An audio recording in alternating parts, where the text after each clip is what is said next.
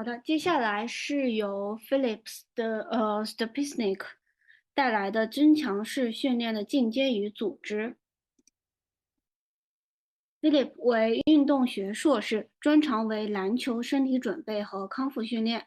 自14年起就职于斯洛文尼亚篮球联合会，执教队伍获得19年欧洲锦标赛 U18 铜牌，获得21年欧洲挑战赛 U18 金牌。目前为欧洲联赛冠军队的体能教练。下面开始他的分享讲座。Hello to everyone. First of all, I want to say a special thanks to Stepišnik, who gave me the opportunity to speak in front of a wonderful audience like you are. On the other side, I am very honored to speak on online conference in a company of such a big names in a strength and conditioning world.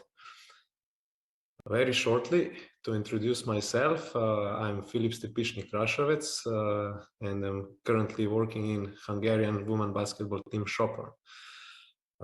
Less than 1 month ago, we won a EuroLeague title, which is historical achievement for our club.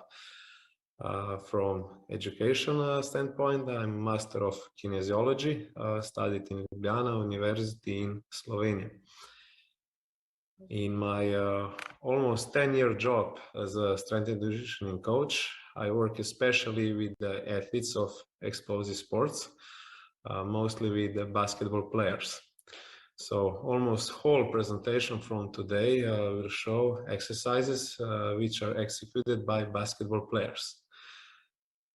My presentation will be very practical, full of videos, and maybe some videos are not showing ideal execution of the drills. For example, track and field athletes are way more athletic than basketball players, so their execution of some drills are definitely better. But the point of my presentation today is that you can see and learn the progression of the plyometric exercises, which can help you to decide which drills are the most appropriate for using it with your level athletes. So, as you already see the title, I will speak today about plyometric progression and organization. In order to properly program plyometrics, we need first to understand the term plyometrics. So let me first to introduce from where and when the word plyometric come from. In the past, only term which was originally used was jump training. In the late 60s, when the Soviet Union was very successful at the Olympics, Soviet scientist and the father of today's term plyometrics, Yuri Verkhoshansky, named the aforementioned jump training as a shock method. But into this category of that term falls just depth jumps. So we can say that depth jumps are the only true plyometric exercise. Then less than 10 years later in USA, the term shock method was renamed into the term plyometrics, which is still known and used today all around the world. In USA, the word has been concretely distorted. Because of that came different understandings of what falls under the word plyometrics. So nowadays, the word plyometrics characterizes practically all jumps, which is, in my opinion, not totally true. However, in order to call some exercise plyometric exercise, certain conditions must be met. So, as we said, there are some prerequisites for plyometric training, and the first one is storage and utilization of elastic energy. So the plyometric exercises, which emphasizing elastic energy recoil, should be executed with a short passage from eccentric to concentric phase, and should be executed with external force impact, which is sufficiently sharp to rapidly increase the muscle strain and should be executed sufficiently high to efficiently store elastic energy in the tendons. So only in that case we can efficiently store and utilize elastic energy, which help us to make explosive movement. If the contact time is too long, we will spend too much energy because of active cross bridges, contractile elements of the muscle, which spending the energy. In that case, the elastic energy stored in the tendons during eccentric phase will be returned to a lesser extent. So in the right below image, you can see the hysteresis, which show us how it works. So hysteresis is the amount of energy that is lost in the form of heat and not utilized toward the movement toward the jump. Second prerequisite that we can call something plyometrics is reflexive activation. So the plyometric exercises, which emphasizing the stretch reflex potentiation, should be executed with the correct moment of active force employment. So let's take pogo jump or let's say ankle hops for an example. As we can see, if there is too short contact time, it will be too small strain on the muscle, which result on not maximal height of the jump at the end. If there is too small strain, the mechanoreceptor, which is muscle spindle, in that example, in that case, will not detect mentioned stretch of the muscle. As a consequence, it will not activate the stretch reflex, which on the other hand give us potentiation and higher forces. On the other hand, if the ground contact time is too long, then the strain of the muscle, it will be too big. And this can happen in the case when muscle is not stiff enough. So instead of stretching the tendon, we stretch the muscle, and the result is a low height of the jump again. So insufficient jump. And we can see the video. So because the athlete have too much muscle compliance, so not enough stiffness, the athlete from the video hit the ground with the heels on each and every contact with the floor. So he is definitely not efficient in that kind of movement. This video was made when he did a rehabilitation process somewhere in the middle of rehab. This athlete was 1.5 years out of the games, of the serious basketball practices, and because of that, definitely he lost this elastic component, which can give us efficient movement. On the other side, the athlete is very tall with higher mass, higher weight. So even because of that, it's harder for him to have, let's say, efficient storage of elastic energy and efficient muscle stiffness. So we can see this is a good example of the player where it's not how it needs to be. So the next one, the third prerequisite, is CNS stimulation, so central nervous system stimulation. So plyometric exercises which emphasizing the CNS stimulation should be executed with greater impact of external force. using overload or using kinematic energy accumulated from the athlete's body from, let's say, a specific height. So with higher body mass because of additional load on the body, or with higher velocity because of higher height from which falling the body, will have greater impact on the body, which stimulates CNS even better. Anyway, we need to find proper dose of this additional load or height of the box from which an athlete drop off. And if the load is too big or height of the box too high, then it can happen what we speak before from second prerequisite. So if the muscle is not stiff enough for the action, the loss of the elastic energy will be too high and the explosive movement will not be efficient anymore. On the other hand, this prerequisite can be fulfilled just in the case of maximal intent.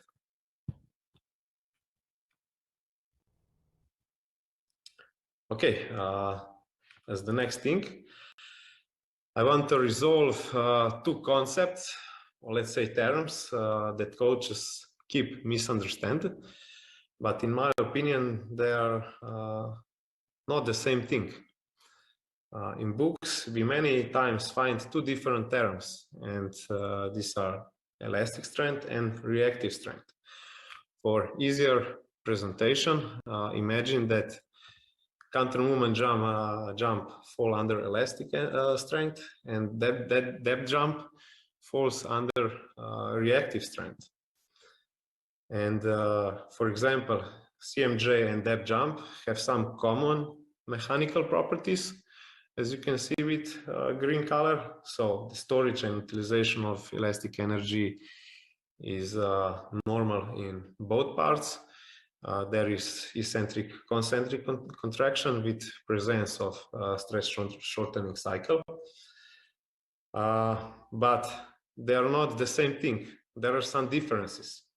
And you can see two main differences colored in red. So we can say that plyometric stands for reactive strength. On the other side, elastic strength is not considered as a part of plyometrics. So reactive strength exercises fit elastic strength properties, but elastic strength exercises doesn't fit reactive strength properties. If I touch a little bit about the ground contact time, even if counter movement jump have longer ground contact time, then depth jumps, we still need to perform CMJ as fast as possible with maximal intent if we want to store and utilize elastic energy. If we're lowering in counter movement jump very slow into this squat position, storage of elastic energy will not happen. So it will not help us to jump as high as possible. But because counter movement jump don't have stretch reflex potentiation, and because CMJ is without reactivity, it doesn't count under plyometric exercise. So we need to ask ourselves why it is important to know the progressions of plyometric training and related exercises. First of all, to ensure that acute and chronic injury is minimized, a foundation of technique and tolerance to load need to be accomplished first. If you imagine, if we go directly to high impact plyometrics, then we can expect that it will something good happen, especially in long term. So the athletes simply cannot be thrown into the fire on these aggressive exercises. It is too dangerous if we are not adapted to similar impact levels on the joints, tendons, ligaments, muscles. On the other side, premature specialization benefits no one. If you look on the both pictures, you can see examples of proof guidelines of plyometric progressions. I went even further and prepared wider spectrum of plyometric progressions, exercise progressions, with some practical implications. You will look a little bit later. But if you look on the left picture, we can see that there are first two parts which are not part of plyometrics, not even part of elastic strength.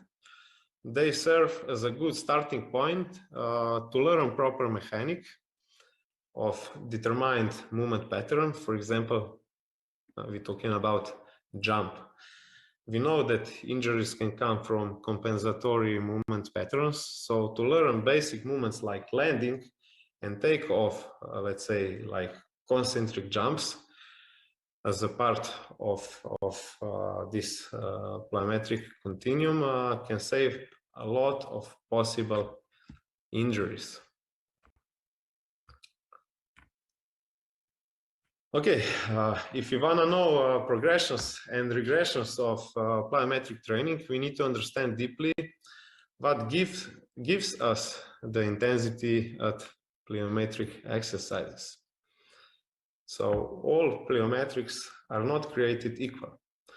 Levels of intensity and impact on the body are highly variable between a vast array of plyometrics. On one hand, we have external forces which have determined impact on the body, and on the other hand, we have ground contact time. We can get higher intensity of plyometric drills when are the external forces impacted on the body higher, and or the ground contact time is shorter. As we see from equation, both factors are interdependent. So for increasing the external forces on the body, we can influence in two different ways. First one is to put greater load, and as a consequence, we get additional weight on the body, or simply just increase the velocity of falling object with higher box from which the athlete jump. As I said, there is the other part of equation, and we cannot just increasing the load on the body or increasing the height of the box from which the athlete falling down without any respect on looking on ground contact time. The next thing which is important is that we as a coaches know at least approximately ground contact times of different explosive movements which we want to develop. Ground contact times of different explosive movements play a huge role to choose appropriate plyometric drills and put it at the proper time in our program. If we want to improve, for example, maximal sprint speed, we need to use at some point different plyometric drills than if we want to improve just counter movement jump. So let's say more specific exercises which are more similar to the main movement can give us much better transfer to the target movement which we want to improve. And as you can see from the table, there are different times depend on the movement, and there are even different studies which shows a little bit different results. But anyway, for me, good enough to help me organize and choose proper plyometric exercises depend on what I want to improve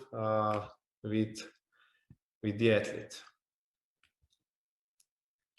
The next slide show 4-quadrant model of plyometrics.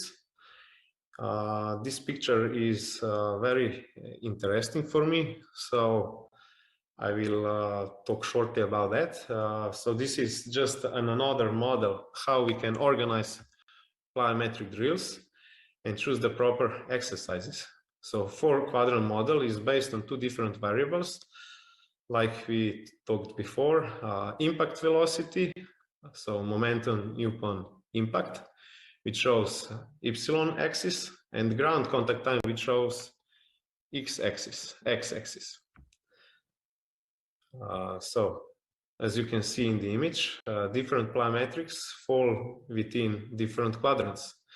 Some are with higher impact momentum because of load, like weighted squat jumps, but have longer ground contact times. while the other have high impact momentum due to your falling velocity, like let's say hurdle jump or depth jump. Knowing how these might target different areas, for example, muscle power or tendon elastic component, allows you as a coach to understand what's the right plyometric for your athlete. Intensity of a plyometric can therefore be categorized by means of both ground contact time x impact momentum, as we talked already earlier. As a coach, you may want to write down the plyometrics progressions you typically go through and map out where they fall onto the matrix. Before we talk about determination of intensity level, but we need to talk about volume level too. So we cannot simply monitor plyometric workload with just a number of contacts. This would potentially be comparing apples to oranges. So very important to know and understand is intensity level, once again, intensity level of plyometric exercises. Only at that moment, we can start to determine volume of plyometric training. So the number of reps, jumps, contacts with the ground. In individual training unit or session, so if we wanna start to determine volume of plyometric training in individual training unit or session and start to preparing weekly, monthly schedule or program. For determine the intensity of the plyometric exercise, we can use even RSI index. This is the another option. For me, very interesting topic on which we will talk today very shortly. So RSI index is used primarily for depth and drop jumps. With using the equation, we can see at which level of reactive strength the athlete is in current moment. This can help us to determine on what kind of plyometric training we should focus and working on. In this way, we can better individualize the program for each athlete. Okay, so now coming the practical part of the webinar with a lot of various videos. I built this pyramid from my understanding on plyometric progressions. But on the other hand, I helped myself a lot with Yuri Verkushansky's book. And with this book, I puzzle the exercises together. First of all, I want to speak about extensive plyometrics. I would say that they are a perfect tool to helping prevent the injuries like ankle sprains. On the other side, it is a perfect way to use the drills in warm-up part of the all explosive sport practices and games. Especially, we can use it like a preparation for more intensive movements in the further part of the practice.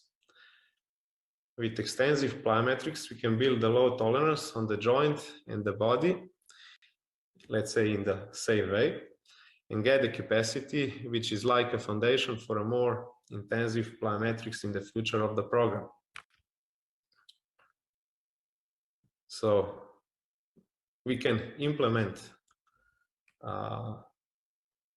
in extensive plyometrics in different ways. One is, for example, over the line. We can progress even to add ball, which make the movement even harder. And we can move laterally, diagonally, linearly, so in different directions. We can put different variety of the drills, but the point is that we can implement extensive plyometrics over the line or as you see, with the stepper.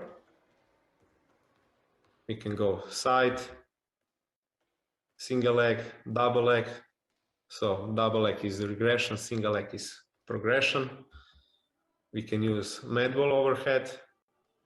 Like I said, I work with basketball players, so basketball is kind of overhead sport, and sometimes using med ball overhead can be helpful, especially for higher athletes from position 4 and 5. The next option how to use extensive plyometrics is to use it with agility ladder. Again, we have here a million different variation, whatever our imagine is. So moving forward, backward, change the direction, go from the both legs to the single leg.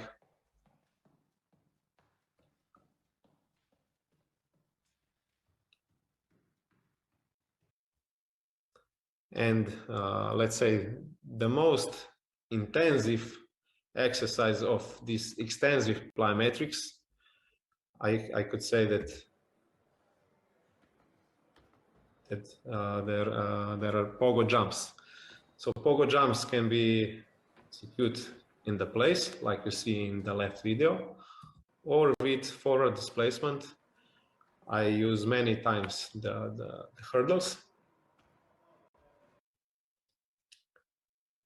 So the next part, landing and concentric jumps, like squat jumps, I will release for today, because it is too extensive topic, and like I said, doesn't belong to plyometrics, but it can be a good foundation for it. So the next we have single jumps, like counter movement jump. And as I said before, it is part of elastic strength, but it's not part of reactive strength. So even counter movement jump doesn't belong to true plyometrics.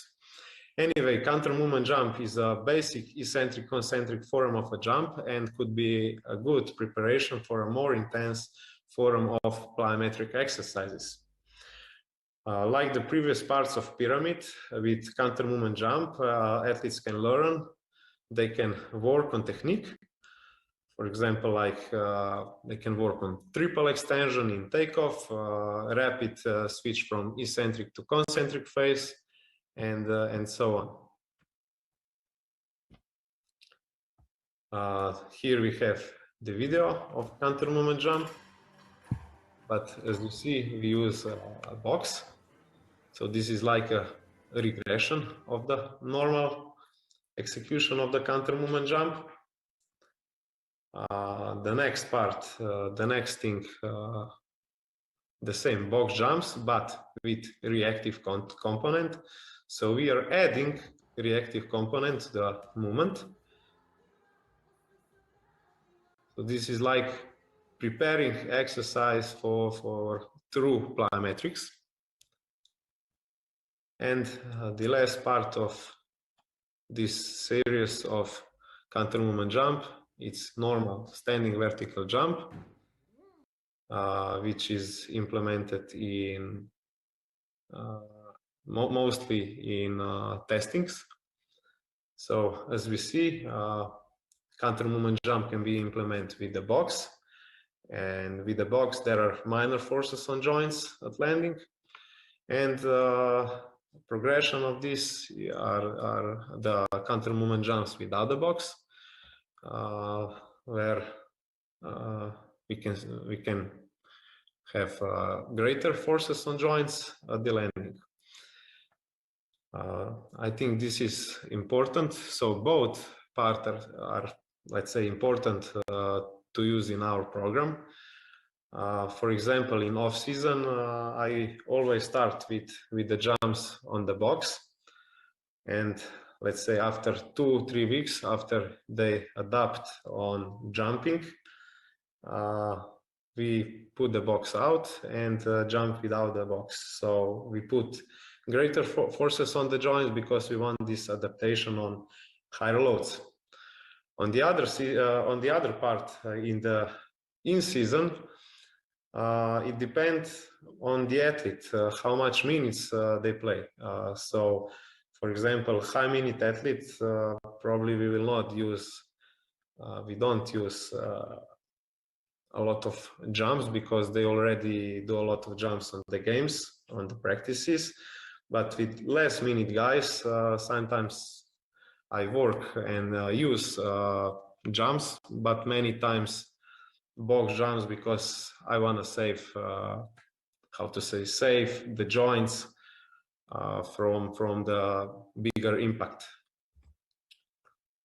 Okay, the next part, which is, we can say, the true plyometric exercises, are the multiple jumps without forward displacement.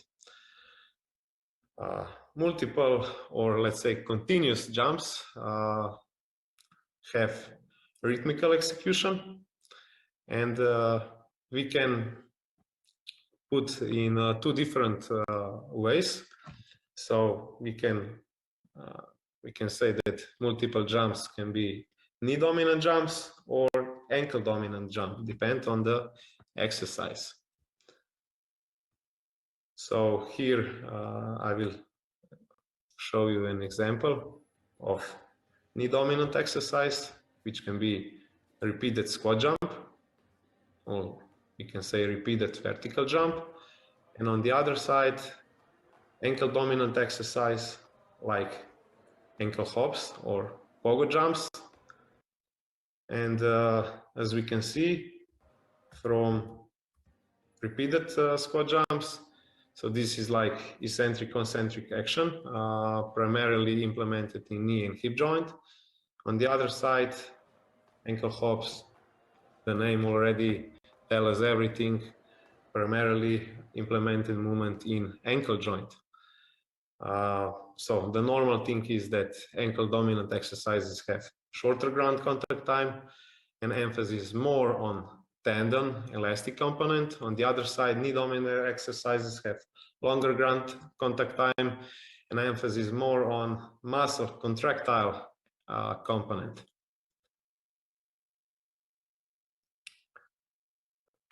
Okay, so we stay on this part with the jumps without weight and without forward displacement. Here you have even few more examples of that kind of exercises. So we have continuous squat jumps or repeated squat jumps, like we see before. We can have single leg jumps. So this is kind of progression exercise from double leg to single leg. Continuous step-up jumps. The next one, continuous lunge jumps. And all of these three exercises show or are knee dominant exercises.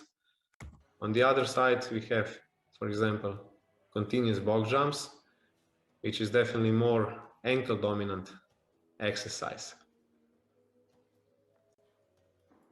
Like we said, all these exercises are, for all these exercises is very important rhythmical execution, because even sport like basketball have a lot of rhythmic action. So I think this is a very important part which we should practice. Next slide represents multiple jumps with forward displacement. So even there we have two different parts. We divide the jumps on knee dominant and ankle dominant exercises. There is still rhythmical execution of the drill, and like you see with moving forward. So we will start to talk about ankle dominant exercises. And first of all, I want to talk about boundings. There are different drills, execution of the bounding. One of it is alternate bounding, so jump from one leg to the other. In bounding drills, it's very important coordination part. The progression of alternate bounding is single leg bounding. So all the time you jump just from the one leg. Because of that, there are higher impact on the joints, on the body. And one more of my list of the boundings are mixed boundings. It's kind of mix of single leg and alternate bounding. The athletic coaches, track and field coaches definitely knows few more example of boundings, but for my needs, for needs of training basketball players, I think this is more than enough. Why the mixed bounding is the last progression of the bounding for me, because there is even more needs for perfect execution, even more coordinated movement. Next one of the ankle dominant drills in the multiple jumps with 4 displacement is power skip. I like to use power skip with the athletes, especially basketball athletes, because the motion of the exercise of the drill is very similar like in basketball motion layup. So when one leg go in this triple extension, the other leg goes in knee drive motion. So the drill implement like the same motion like in the layup. On the other side, it's a more rhythmical execution, and again show like usual in basketball there are rhythmical executions. Okay, the next one, jumps over the boxes or the hurdles. So there are different variations, different options, but let's start with some double leg exercises. Here we have some jumps over the mini hurdles and finishing the last jump to jump on the box. Some progression could be again jump over the hurdles, but over the higher hurdles.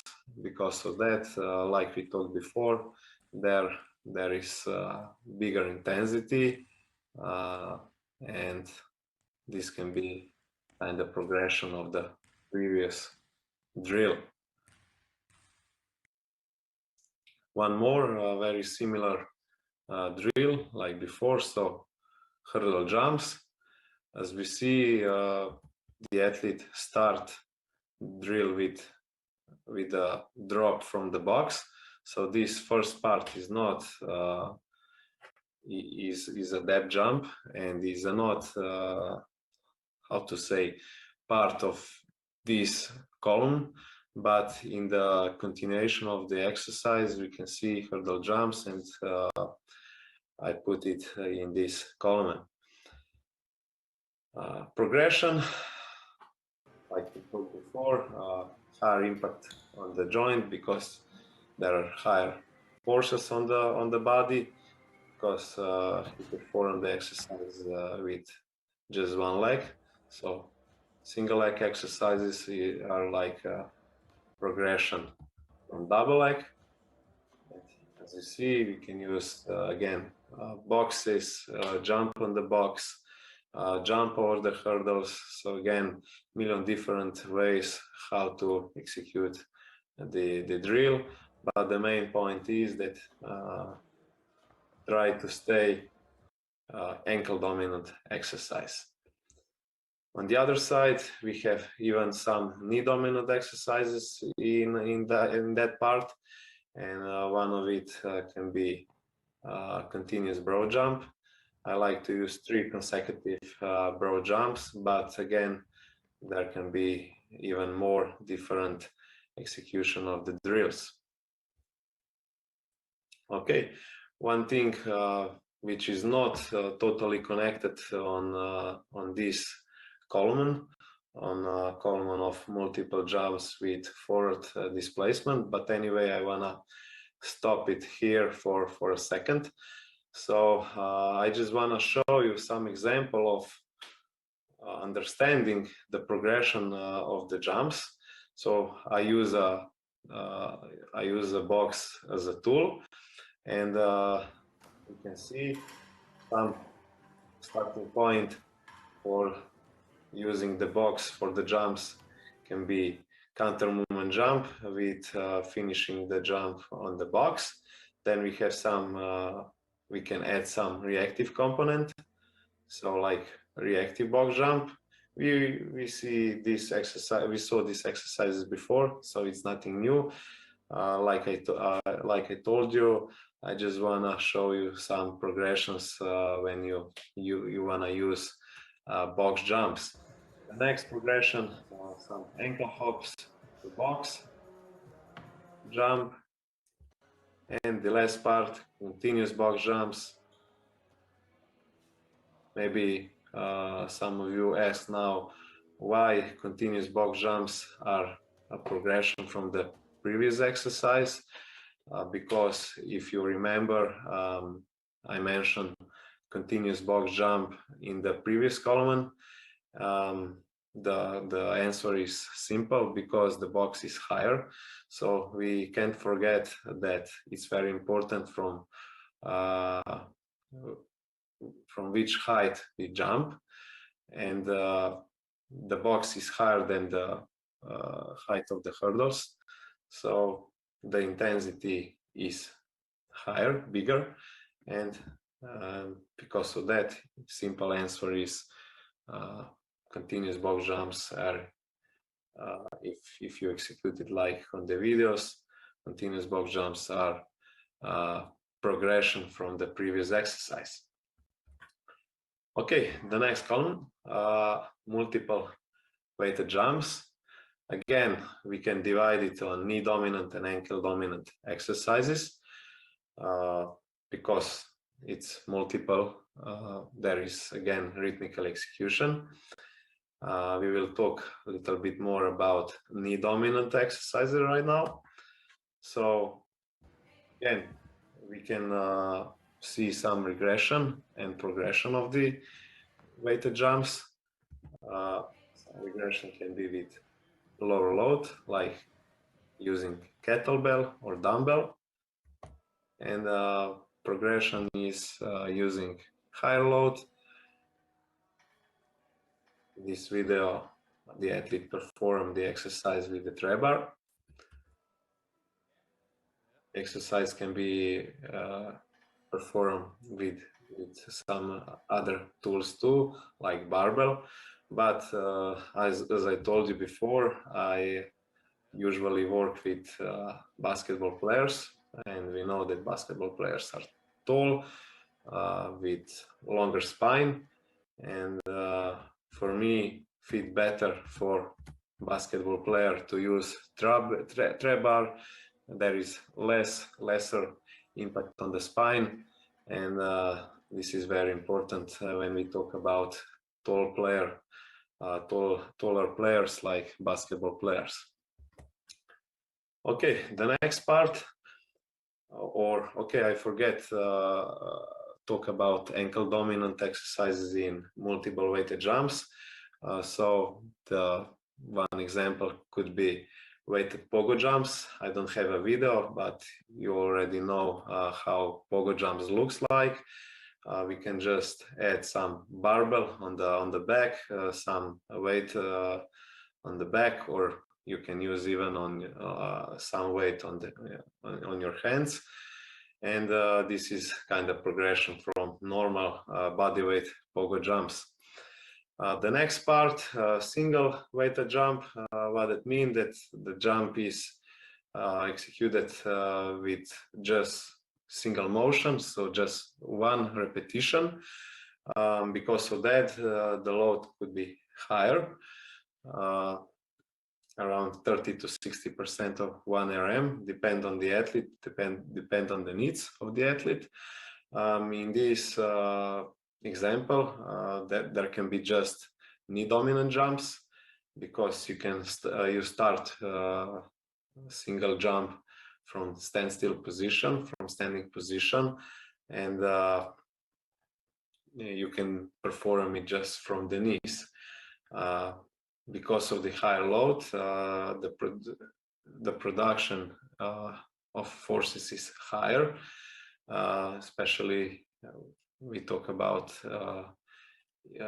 condition of eccentric concentric part. So again, here we have some easier and tougher exercises.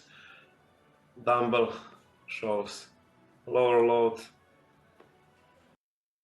and tray bar shows higher load. In both examples, we can see the athletes perform the movement, with counter movement. So it's a counter movement jump, but in this category fits perfectly even squat jumps. So from squat position, the athlete can jump to with additional weight. And the last part, but not least, depth and drop jumps. First of all, I want to touch the example of to tell you the different about depth and drop jump. So when we talk about depth jump, as you see from the picture, there is deeper knee bend. On the other side, in drop jump, there is smaller knee bend. Because of that, the ground contact time is shorter. We talk about depth jumps, there is longer ground contact time, more like knee dominant exercise, and the athlete falling down from the higher box. Drop jump, as you see, it's more like ankle dominant exercise, and athlete falling down from lower box. Okay, so if we take a look for some additional execution of the depth jump.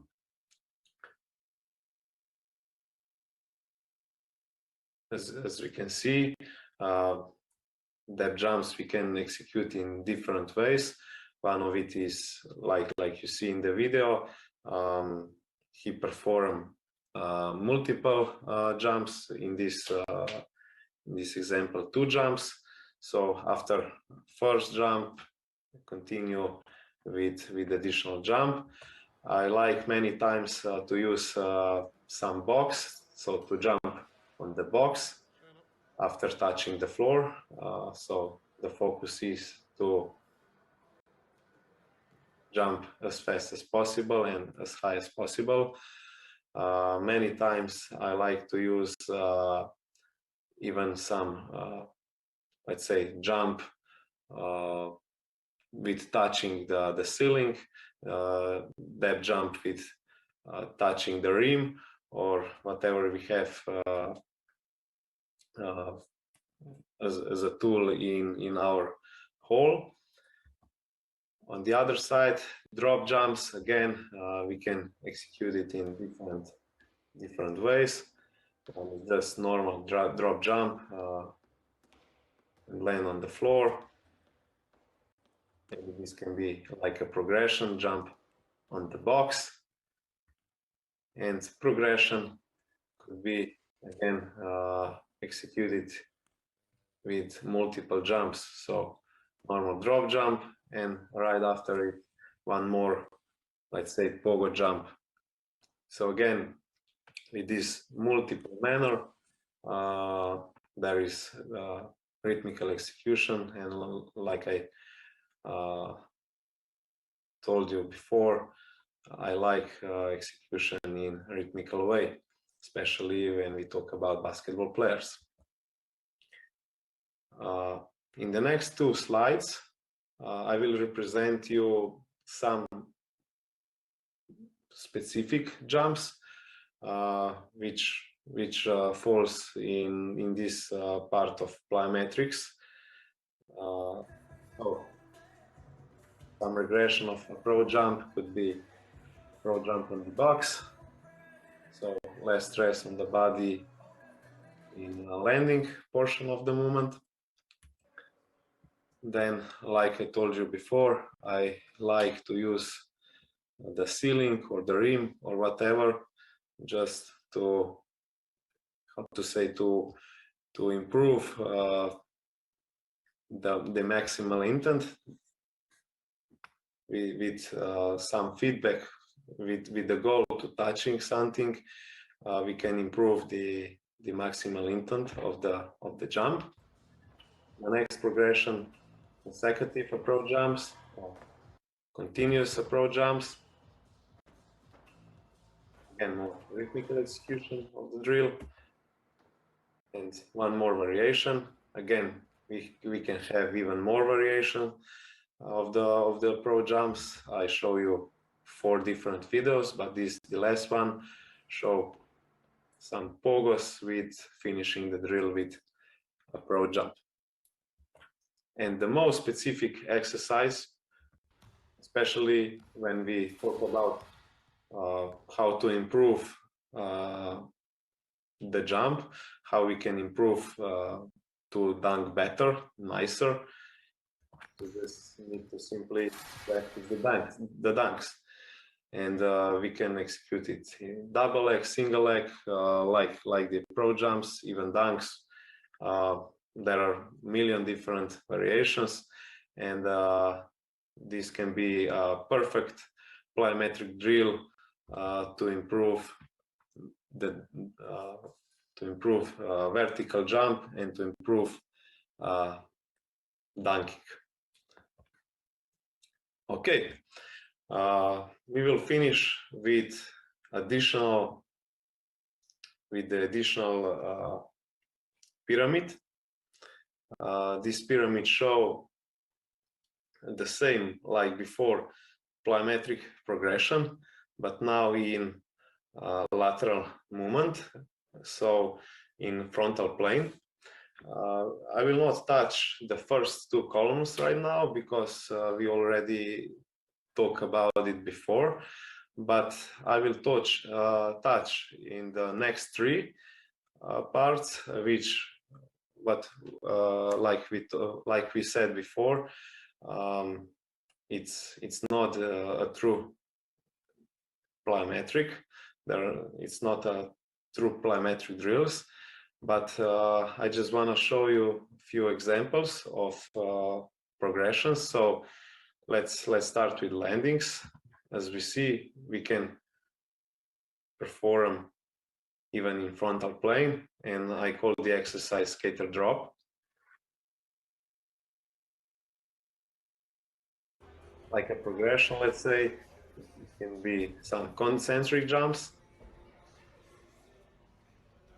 In frontal plane, it can be kneeling skater. The next option, skater off. Again, more like concentric jump, but we can implement it with some counter movement. So it can be eccentric, concentric jump in the frontal plane, moving laterally, and because of that, this is like a counter movement vertical jump in vertical component of the jumps. And one more progression, if you can say this progression, it can be continuous skater off. So more jumps laterally, but this is this is still not a plyometric drill, because as you see, after the jump, he stopped all the time. After every jump, he stopped, and because of that, we cannot talk about that this drill is plyometric drill. But anyway, I just wanna show you more and more different examples that you better understand what mean when we talk about progressions of the drills. Okay, the last 4 columns is when we can start talk about true plyometrics, and the first one is single standing jump with reactive component. Similar like we saw before, it can be like a tap over the line, and when he touched the floor with the foot, when he jumped over the line, you need to react as fast as possible and jump laterally. I use additionally the bend, which put more focus on better trunk stiffness. But the main goal of this video right now in this presentation is this reactive component, which many times can help the athlete, especially how to properly activate the ankle, how to pre-activate the ankle muscles, which can improve the efficiency of the movement. One more example of this category can be hop over the hurdle to skater. So, like in every category, there are many different variations. We can imagine our self variation, just depends on our imagine. Okay, the next progression, next column, multiple jumps. We can have we can see the example of reactive skaters. So the athlete need to load and explode. Load. Let's one more time. Load and explode. Load and explode. Load and explode all the time. And one more exercise in this category can be tap to skater, but now in continuous manner. So again, more rhythmical execution of the drill.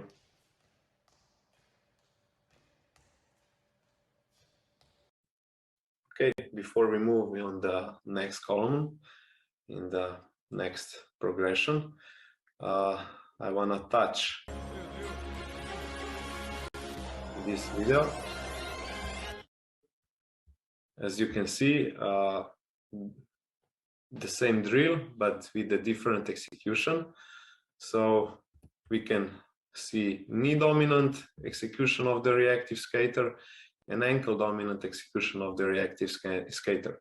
So on the left video, there is more like a muscle power exercise, and on the right video,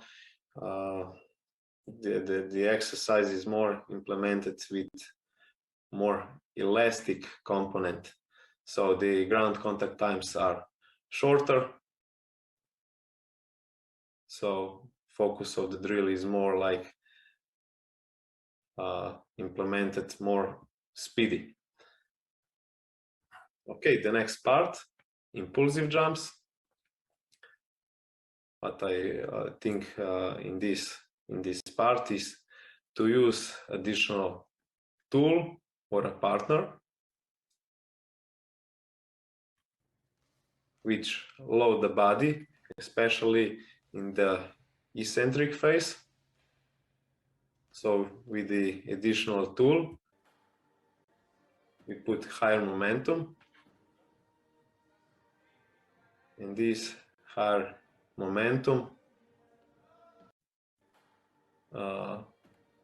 higher the eccentric forces. So as we see, we can use band, we can use dumbbell, we can use partner, so many different variation, but the focus is on put higher impulse on eccentric part of the movement. And the last slide for today's presentation, again, some depth jumps, but finishing with lateral motion.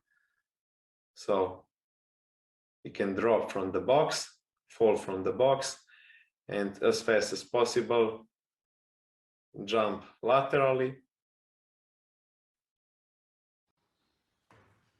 same drill, but the only difference here is to fall in front of the box. In the previous video, he fall from the box from the side. And again, how we can progress the exercise to fall from the higher box, how we can regress the exercise to fall from the lower box. So again, we can have different variations, and even if the drill is the same, it can vary, depend on the different tools, different box height, and so on. Okay, so this is it for today's presentation. Thanks for your attention.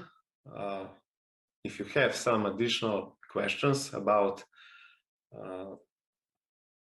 this presentation, you can mail me, or you can feel free to add me on Instagram and write me there. You can see even some videos about plyometrics. So just feel free to ask me, to give me some question. I'm always open to answer for it. So thank you very much one more time. Thanks to Sale Pecha, who gives me the opportunity to show you and share you the knowledge. And see you. Ciao, ciao. 这样我再补充一些相关的信息吧，还有一点时间啊。我觉得这个增强式训练呢，也是大家非常关注的这样一种训练形式啊。今天其实 Filip 这个分享的内容呢，就像我在我的汇报当中提到的啊，这就是一个建立这样一个练习库。当然，这个练习库呢很庞大，它是一个金字塔啊，大家可以看到它的组建的这样一个底层的逻辑，是吧？我觉得这个就是我们教练员其实在安排自己训练的时候，我觉得这个就是咱们在日常的过程当中，然后逐渐积累啊，无论是从文献还是从自己的这个逻辑上面去衍生出来的这种练习方法，我觉得这就是一个很好的一个案例啊，就给我们提出了这样一个启示啊。我们一直在收集方法，但是呢，我们如何将这些方法进行归类啊？如何将这些方法按照难度啊，按照负荷啊，按照这个一定的这样一个主线去合理的安排在咱们的训练计划当中，这个就是很重要的一个方面啊。那他在这个整理他的增强式训练的这样一个体系下面啊，其实我们知道他在开篇的时候也提到了这个人叫沃尔霍尚夫斯基，是吧？他是最早先俄罗斯苏联这边发明的这个叫 shock 训练的这个我们叫冲击训练的这样一个专家。那 shock training 这个训练其实就是我们现在的增强式训练。那它的一个最重要的一个底层的这个逻辑就是，它首先针对的是离心啊，就是所有的训练的强度的安排啊，并不是看它有跳多高，而是从离心的这个吸收的能量的大小来判定它的训练强度啊。当我们在原地的时候，不考虑跳跃高度的时候，这种跳跃它更多的是从这个落地开始学习这个增强式训练啊，然后学会如何吸收能量，然后是如何去这个在自己的这个肌腱在自己的肌肉当中去把这个能量去吸收掉，然后再去看如何快速的去转化这就涉及到触地时间，然后呢再转化之后如何更转化成跳跃的这个高度。